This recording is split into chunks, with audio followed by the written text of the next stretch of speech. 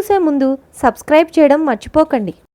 శ్రీ వెంకటేశ్వర సుప్రభాత వైభవాన్ని ముచ్చటించుకునే ముందు ఏడుకొండలవాని నిరంతర దినచర్యను మనం ఒక్కసారి గమనించాలి.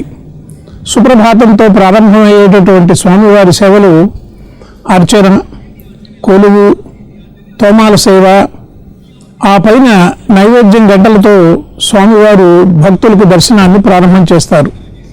ఆ పైన జరుగుతున్నటువంటి కార్యక్రమాలలో ప్రధానంగా మనకు నిత్య కళ్యాణ తోరణాలతో వెలిసెళ్ళేటటువంటి తిరుమలలోని శ్రీనివాస కళ్యాణం ఆర్జిత సేవగా ఉంటుంది. ఆ పైన డోలోత్సవం, ఆ పైన వసంతోత్సవం, ఆర్జిత బ్రహ్మోత్సవం కూడా మధ్యలో జరుపుతూ ఉంటారు. సాయంకాలం వేళ సహస్ర దీపాలంకార సేవ, నిరంతరం భక్తు యొక్క సముదాయంతో గోవిందనామస్మరణలతో తిరుమల ప్రతిధ్వనిస్తూ ఉంటుంది. హుండీలో గలగలమనేటువంటి శబ్దాలు మనకు వినిపిస్తూ ఉంటాయి. ఈ సుప్రభాతానికి నాంది ప్రవచనంగా అన్నన్ అనేటువంటి ఒక మహాభక్తుడు ఈ సుప్రభాతాన్ని రాశారు. తిరుమల శ్రీనివాసుడికి జరిగేటటువంటి కార్యక్రమాలలో ఆర్జిత సేవలలో ప్రధానంగా కళ్యాణోత్సవం మనం చెప్పుకోవాలి.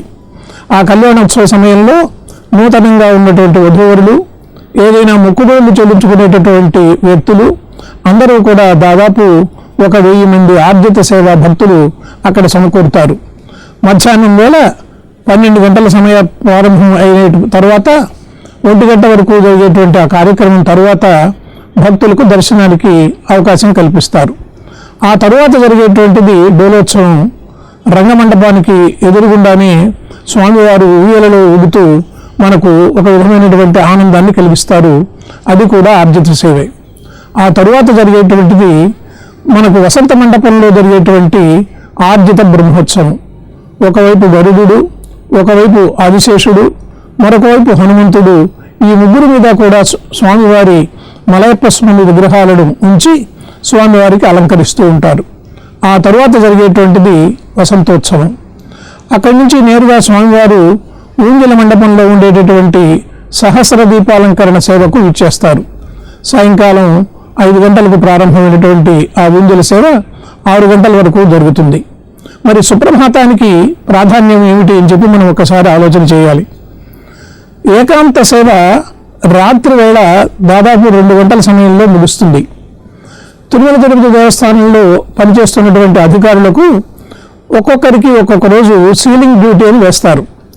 రాత్రి 10-10:30 ప్రాంతంలో వెళ్ళినటువంటి అధికారి 1 గంట ఆ ప్రాంతంలో భక్తుల యొక్క సముదాయాలంతటినీ కూడా పర్యవేక్షించి క్యూ లైన్లన్నీ కూడా కట్టివేసిన తర్వాత స్వామివారికి ఏకాంత సేవ జరుగుతుంది 2 గంటల ప్రాంతంలో. ఆ ఏకాంత సేవకు అన్నమయ్య వంశీకుడైనటువంటి ఒక వ్యక్తి వచ్చి అన్నమయ్య పాటను లాలిపాటగా పాడతారు. అందుకని ఇప్పటికీ కూడా మనకు ఆ సంప్రదాయాన్ని అన్నమయ్య లాలి, వెంగమాంబ హారతి అని అంటూ ఉంటారు. వెంగమాంబ కూడా తరిగొండ వెంగమాంబ అక్కడ ఉన్నటువంటి భక్తురాళ్ళలో చాలా ప్రసిద్ధమైనటువంటి వ్యక్తి.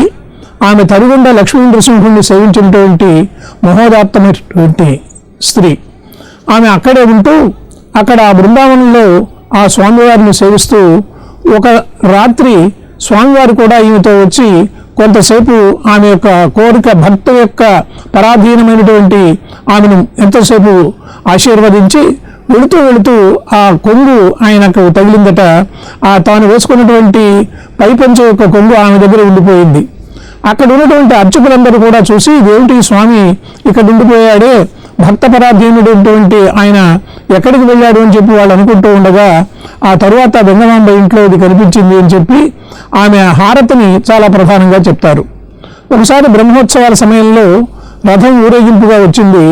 ఆ ఊరేగింపుగా వచ్చినటువంటి రథం వెంగమాంబ ఇంటి దగ్గర ఆగిపోయింది. ఆగిపోయినటువంటి రథానికి ఎన్నో రకాల ప్రయత్నాలు చేశారు ముందుకు సాగేందుకు. ఎంత ప్రయత్నించినా కూడా రాలేదు. అప్పుడు వెళ్ళి వెంగమాంబను వీళ్ళందరూ కూడా బ్రతిమాలారు.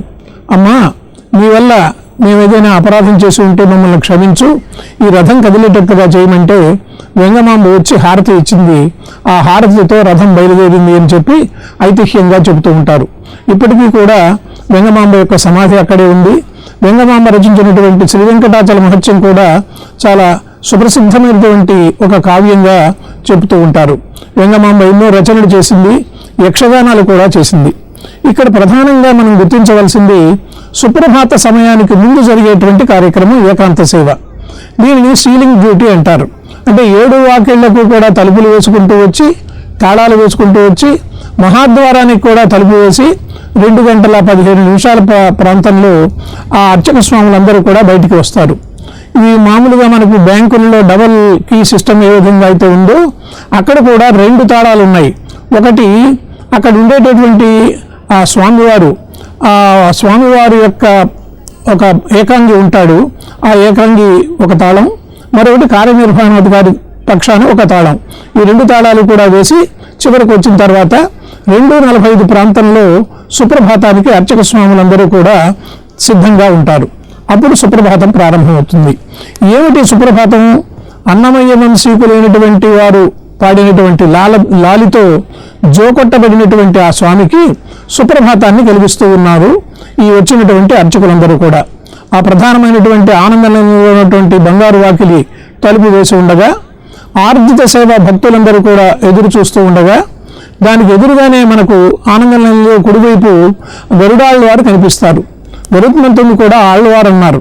ఆ ఆళ్ళవారు అక్కడ నిల్చొని ఎప్పుడు స్వామి పిలుస్తాడా, స్వామి ఎక్కడికి వెళ్తాడు, ఆ వెళుతూ ఉన్నటువంటి స్వామికి నేను వాహనంగా వెళ్ళాలి అని చెప్పి ఆయన సంసిద్ధంగా ఉంటాడు. అంటే ఒక కాలు కిందికి ఒక కాలు ముందుకు నడిపి తాను ఏనాడైనా ఏ క్షణానైనా కూడా వెళ్ళడానికి సంసిద్ధంగా ఉన్నట్లుగా ఉంటాడు. మనం మామూలుగా ఎక్కడికైనా ప్రయాణించాలంటే డ్రైవర్ కోసం వెతుకుతూ ఉంటాం. అలా కాకుండా స్వామివారి కోసరంగా ఆ గరుడాళ్ళ వారు నిత్య సంసిద్ధుడైనటువంటి వ్యక్తి మనకు కనిపిస్తారు. అర్చక స్వాములు ఆ ఎదురుగా ఉండేటువంటి బంగారు వాకిలి ముందు నిల్చొని ఆ శ్లోకాన్ని పఠిస్తారు. మరి ఏమిటి స్వామి? కన్నుల్ మూయగ లోకముల్ జగత్పతి నీ కనురెప్పవ్రాలినన్ చెన్నుదరంగి లోకములు చీకటిలో లయమందునందురు ఆపన్న శరణ్య జీవులను పాలన చేయుము జాగృతంబువై కన్నులు మూసినం ప్రళయకాలమగుంగద వెంకటేశ్వర. అయ్యా, లోకమంతా కూడా కన్నులు మూసుకున్నటువంటి సమయంలో నీవు కనులు తెరిచి లోక సంరక్షణార్థకంగా భక్తులందరినీ కూడా ఆశీర్వదిస్తూ నీవు అక్కడ నిలబడి ఉన్నావు ఆనంద నిలయంలో. మరి నీవు ఉన్నటువంటి ఆలయం ఆనంద నిలయం, దానిని కూడా ఆళ్వారులుగా వీళ్ళు భజించారు. కోవిల్ ఆళ్వారు తిరుమంజనం అంటారు దాన్ని. కోవిల అంటే ఆలయం.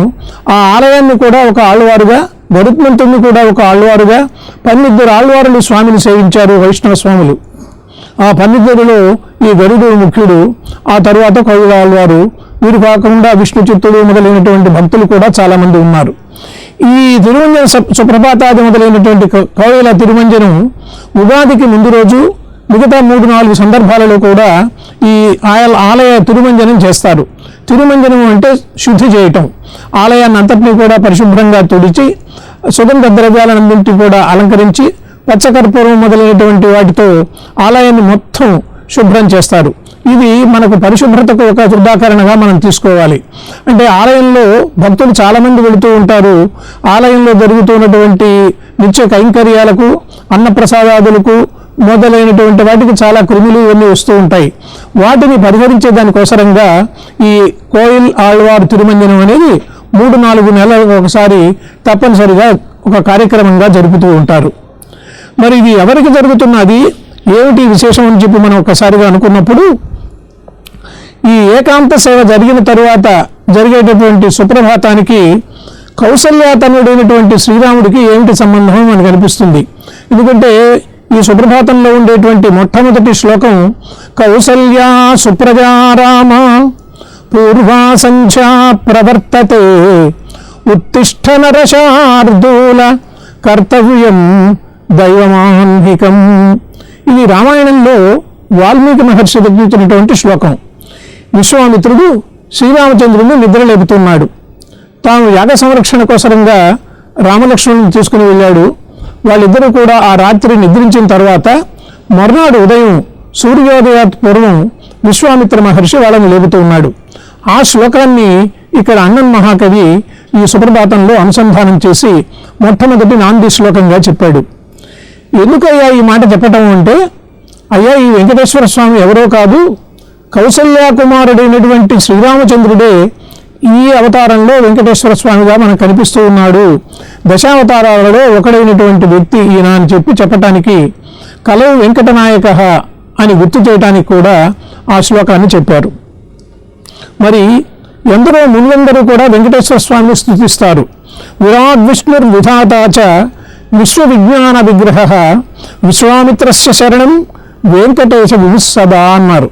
విశ్వామిత్రుడు కూడా ఈ వెంకటేశ్వర స్వామిని స్తుతించాట.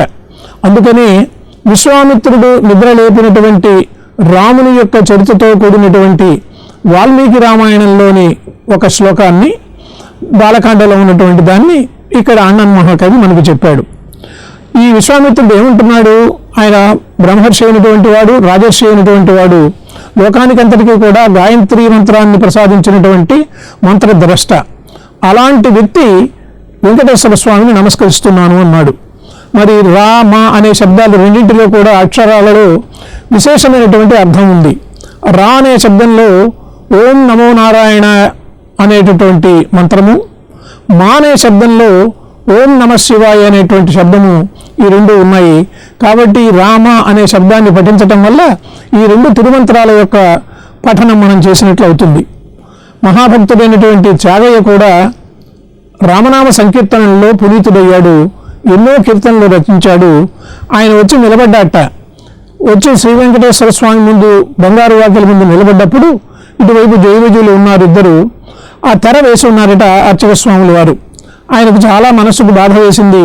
తెర తీయగ రాదా అని చెప్పి త్యాగరాజస్వామి వారు కీర్తన పాడగానే అది అటు ఇటు అని ఉంటగా ఆ తెర తొలగిందట. అలాంటి మహానుభావుడైనటువంటి వ్యక్తి త్యాగరాజస్వామి వారు. మరి సుప్రభాతం స్వామివారు నిద్రపోతారా? ఆయన నిద్ర లేపటం ఏమిటి? మామూలుగా మనుష్యుల్లాగానే ఆయన కూడా నిద్రపోతాడా అని చెప్పి చాలామందికి సందేహం వస్తుంది. మన కలియుగంలో కీర్తన అనేది నవవిధ భక్తులలో కీర్తన ఒకటి. ఆ కీర్తన ద్వారా స్వామిని మనం ప్రశంసిస్తూ ఉన్నాం, స్తుతిస్తూ ఉన్నాం, ఆయనను ఆరాధ్యంగా భావిస్తూ ఉన్నాం. దానికోసరంగా మనం చెప్పుకునే మాటలే తప్ప ఆ స్వామి నిద్రపోవటం, ఆయనను నిద్రలేపటం అనేటువంటి తంతు లేదు. మరి లోక సంగ్రహం కోసమే శ్రీకృష్ణుడు కూడా అర్జునుడికి గీతోపదేశం చేశాడు. ఆ గీతాబోధ చేస్తూ భగవద్గీతలో 23, 24, 25 శ్లోకాలలో కర్మాచరణ గురించి చెప్పబడింది. ఇక్కడ రాముడికి కూడా విశ్వామిత్రుడు కర్మాచరణ చెబుతూ ఉన్నాడు. ఆయన నిద్రలే. మరి ఆ నిద్రలేపేటప్పుడు ఎలా నిద్రలేపాలి? ఇక్కడ విశ్వామిత్రుడు చెబుతూ ఉన్నాడు కదా రాముల వారికి. ఆ రాముల వారిని నిద్రలేపటానికి అనేక రకాలుగా ఆయన సంబోధించవచ్చు. రఘునందన, దశరథనందన, రాఘవ, సీతాపతి, ఇలా ఏదో ఒక రకంగా. అప్పటి వివాహం కాలేదు, అయినా కూడా విశ్వామిత్రుడు ద్రష్ట కాబట్టి చెప్పవచ్చు. కానీ అవేమీ అనకుండా కౌసల్య సుప్రజారామ అన్నాడు. ఇక్కడ మనం విశేషం గమనించాలి.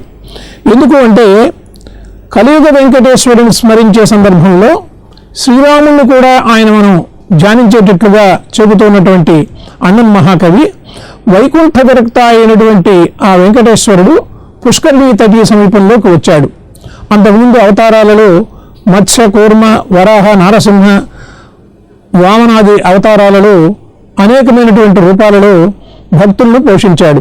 ఒకవైపు శిష్టరక్షణ, మరొక వైపు దుష్ట శిక్షణ రెండూ కూడా చేస్తూ రామావతారంలో పరిపూర్ణమైనటువంటి ధర్మానికి స్వరూపంగా రామో విగ్రహవాన్ ధర్మ అన్నారు. అందుకని ఆ మూర్తి భవించినటువంటి ఆ రాముని యొక్క గుణగణాలను మనకు చెబుతూ ఉన్నాడు ఇక్కడ ఆ విశ్వామిత్రుడు.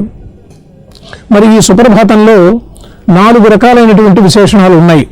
ఒకటి, మొత్తం సుప్రభాతం అంతా కూడా 29 శ్లోకాల్లో మనకు కనిపిస్తుంది. ఆ తరువాత స్తోత్రం 11 శ్లోకాలు, ప్రపత్తి 16 శ్లోకాల్లోనూ, మంగళాశాసనం 14 శ్లోకాల్లోనూ ఉంటుంది. మొత్తం 70 శ్లోకాలు. ఈ 70 శ్లోకాలు చదవటానికి అక్కడ అర్చక స్వాములు దాదాపు 25 నుంచి 30 నిమిషాల కాల వ్యవధి పడుతుంది. ఆ 25-30 నిమిషాల కాల వ్యవధిలో కూడా ఆర్జిత సేవలో ఉన్నటువంటి దాదాపు 300-400 మంది భక్తులు ఆ ఆనంద నిలయంలో సమావేశమై గరుడాళ్ళ వారు, ఇటువైపు గరుడాళ్ళ వారు, అటువైపు దేవీలో ఉంటారు. బంగారు వాకిలు తలుపులు వేసి ఉంటారు. కోల కుంచె తీసుకొని ఆ తలుపు తీయటానికి సిద్ధంగా ఉన్నటువంటి ప్రధాన అర్చకుడు ఉంటారు. సన్నిధి గొల్ల అని చెప్పి అతనికే ప్రథమ దర్శనం. సుప్రభాతం కాగానే ఆ సన్నిధి వాళ్ళకు మాత్రమే దర్శనమిస్తారు స్వామి. ఆ తర్వాత ప్రధాన అర్చకులు, మిగిలిన అర్చకులు వెళతారు. ఈ 70 శ్లోకాలలో సుప్రభాతంలో ఉండేటటువంటి విశేషణాల్లో మనం గమనించవలసింది 7 సంఖ్య, 7 కొండలు. అక్కడ సప్తర్షులు ఏ విధంగా అయితే స్వామివారిని సేవించారో, సప్తగిరులు ఏ విధంగా అయితే ఆ స్వామికి ప్రధానము, సప్త సముద్రాలు, సప్త ద్వీపాలు ఏ విధంగా అయితే లోకంలో ప్రసిద్ధము, ఆ పరిపూర్ణానంద స్వరూపుడైనటువంటి ఆ స్వామి చతుర్విధ పురుషార్థాలను కల్పిస్తాడు అని చెప్పుకోవటం కోసరంగా ధర్మార్థ కామ మోక్షాలకు ప్రతీకగా ఈ సుప్రభాతాన్ని అన్నన్ మహాకవి చెప్పాడు. ఈ సుప్రభాతంలో మామూలుగా ఉదయం మనం లేగానే మనకు చేయి ఒకసారి చూసుకొని మనం నిద్ర లేచి కాళ్ళు కింద పెట్టేటప్పుడు మనం చేతులు రెండింటిని కూడా చూస్తాం. కరాగ్రే వసతే లక్ష్మి, కరమధ్యే సరస్వతి, కరమూలే గోవింద, ప్రభాతే కరదర్శనం. మనం ఉదయం లేగానే మన 2 చేతులను కూడా చూసుకుంటే సాక్షాత్తు ఆ లక్ష్మీదేవి, సాక్షాత్తు సరస్వతీదేవి, గోవిందుడు. గోవింద నామం అంటే వెంకటేశ్వర స్వామికి చాలా ప్రధానమైనటువంటి సంతోషకారణమైనటువంటి కారణం. గోవింద గోవింద అని చెప్పి అలిపిరి మొదలుకొని 7 కొండల వరకు నడుచుకుంటూ వెళ్ళేటువంటి అందరూ భక్తులు కూడా వారి మనస్సుల్లో ఒకటే ధ్యానం ఉంటుంది, ఆ స్వామి మనల్ని రక్షిస్తాడు, గోవిందుడు ఆయన పాపాలను అన్నింటినీ కూడా హరించేటువంటి వ్యక్తి అని చెప్పి ఏకోన్ముఖమైనటువంటి భక్తితో ఇటు అలిపిరి నుంచి వెళుతూ ఉంటారు. మరి కొందరు చంద్రగిరి వైపు నుంచి కూడా శ్రీవారి మెట్టు నుంచి వెళుతూ ఉంటారు. ఈ స్వామివారు లోకంలో ఉన్నటువంటి సమస్తమైనటువంటి దేవతలకు ప్రతినిధిగా కలియుగంలో మనకు ప్రత్యక్షమైనప్పుడు ఆ కౌసల్యారాముణ్ణి ధ్యానించుకుంటూ విశ్వామిత్ర మహర్షి చెప్పినటువంటి శ్లోకాన్ని, వాల్మీకి మహర్షి శ్లోకాన్ని మనం ఒక్కసారి అనుకుంటూ ఉన్నాం. కౌసల్యా సుప్రజా రామ. ఇందులో ఒక విశేషణం ఉంది. ఏమిటి విశేషణం అంటే, ఆయన మనవాళ మహాముని అని చెప్పి ఆయన శిష్యుడు అన్నాను. ఆయన వాల్మీకి శ్లోకాన్ని చెబితే బాగుంటుంది, రాముడు లోకంకంతటికీ కూడా ధర్మ విగ్రహంగా ఉన్నటువంటి వ్యక్తి కాబట్టి ఆయన ప్రశంసతో మనం ప్రారంభం చేద్దామన్నారు. ఎందుకు చెబుతూ ఉన్నాడు ఈ కౌసల్య సుప్రజ అని అంటే, కౌసల్య అంటే రాముడికి ఇష్టం. ఆ రాముడిని నిద్రలేపటానికి తల్లి పేరు ముందుగా చెబితే ఆయన సంతోషిస్తాడు అనేటువంటి ఉద్దేశంతో ఆ మాట చెప్పారు. మరి ఈ ప్రతివాది భయంకర అన్నన్ అనేటటువంటి మహాభక్తుడు స్వామివారికి ఎదురుగా నిలబడి ఆయనకు వచ్చినటువంటి ఆ సందర్భంలో కలిగినటువంటి భావావేశంతో స్వామివారిని భక్తిపూర్వకంగా ప్రశంసిస్తూ స్తుతిస్తూ ఆ స్వామి యొక్క కొలువులో ఈ శ్లోకాలు 70 కూడా చెప్పారు. 14-15 శతాబ్దాలకు చెందినటువంటి ఈ అన్నం రచించినటువంటి సుప్రభాతం ఇప్పుడు కూడా లోకమంతా కూడా ప్రశస్తికంగా ఉంది. ఈ సుప్రభాతాన్ని ఆధారంగా చేసుకుని అన్ని దేవాలయాలకు కూడా ఇంచుమించు అటు శైవ దేవాలయాలకు, ఇటు వైష్ణవ దేవాలయాలకు, ఇటు అమ్మవార్ల దేవాలయాలకు అన్నిటికీ కూడా ఎవరో ఒకరు పండితులు ఈ సుప్రభాతాలని కొత్తగా రచించి అదే శైలిలో అదే సరణిలో అందరికీ కూడా దేవాలయాలలో వాళ్ళు రికార్డింగ్లు చేసుకుని ఆ ఉదయం సుప్రభాత సమయంలో ఏర్పాటు చేస్తూ ఉన్నారు. ఆకాశవాణి వారు శనివారం పూట ప్రతిరోజు కూడా ఉదయం 6:10 భక్తిరంజనలో తప్పనిసరిగా శ్రీ వెంకటేశ్వర సుప్రభాతాన్ని వేస్తూ ఉన్నారు. అలా ఒక్కొక్క రోజు ఒక్కొక్క సుప్రభాతానికి, సోమవారం రోజు పరమశివునికి, శ్రీశైలేశ్వరునికి, ఇలా ఒక్కొక్క సుప్రభాతాన్ని వాళ్ళు ప్రచారం తీసుకుని వచ్చారు. మరి నారదాది భక్తులందరూ కూడా స్వామివారిని సేవించడానికి వచ్చారట. సుప్రభాత వేళ ఎవరెవరు వచ్చారు? అత్రియాది సప్తఋషులు వచ్చారట, బ్రహ్మాది దేవతలు వచ్చారట, నారదాది భక్తులు వచ్చారట, గరుత్మంతుడు, నవగ్రహాలు అందరూ వచ్చి మేల్కొలుపుతూ ఉన్నారు. ఆ మేల్కొలుపుతూ ఉన్నటువంటి సమయంలో హస్తగిరినాథుడు 1454లో పంగుడి మాసం పుష్యమి నక్షత్రంలో జన్మించినటువంటి ఆయన 93 సంవత్సరాలు బ్రతికాడు. ఆ హస్తగిరినాథుని యొక్క పేరే మనం బాగా సుప్రభాత సమయంలో గుర్తుంచుకోవాలి. వీరికి మనవాళ మహాముని గురువు అయితే, అన్నం శిష్యుడైతే ఆయన యొక్క వాక్ ప్రవాహంలో ఈ సుప్రభాతం అంతా కూడా ఒక్కసారిగా దొర్లి ఆ భగవంతుని యొక్క పాదాల ముందు నిలబడింది. ఇద్దరు కూడా తిరుమలేశుని చూద్దామని వచ్చారట గురువుగా శిష్యుడు. గురువు గారి యొక్క ఆదేశంతో సుప్రజారామ అనే శ్లోకంతో మొదలుపెట్టాడు ఆనంద్. మరి ఈ వాల్మీకి యొక్క రామాయణంలో బాలకాండలో మనకు 23వ సర్గలో 2వ శ్లోకంగా ఈ శ్లోకం మనకు కనిపిస్తుంది. ఈ శ్లోకం యొక్క నేపథ్యం ఏమిటి అంటే, దశరథ మహారాజు దగ్గరికి వెళ్ళి విశ్వామిత్రుడు, నేను యాగం చేస్తున్నాను, రాక్షసులందరూ కూడా నా యాగాన్ని ధ్వంసం చేయటం కోసరంగా ప్రయత్నం జరుగుతూ ఉంది, అయ్యా నీ కుమారుల్ని నా యాగ సంరక్షణ కోసరంగా రాముణ్ణి పంపించు అని అడిగాడు. దశరథ మహారాజుకు లేక కలిగినటువంటి పిల్లలు వాళ్ళు. రాముడు అంటే పరమ ప్రీతి కలిగినటువంటి ఆ దశరథ మహారాజు ఒక్కసారిగా విషణ్ణ వదనంతో చేతులతో నమస్కరిస్తూ విశ్వామిత్రుడితో అన్నాడు, అయ్యా నేను వస్తాను, నేను మీ యాగాన్ని సంరక్షిస్తాను, నా సైన్యమంతా కూడా మీ వెంట ఉంటుంది. వచ్చే సంచికలో మిగతా వివరాలు మరో ఎపిసోడ్లో చూద్దాం.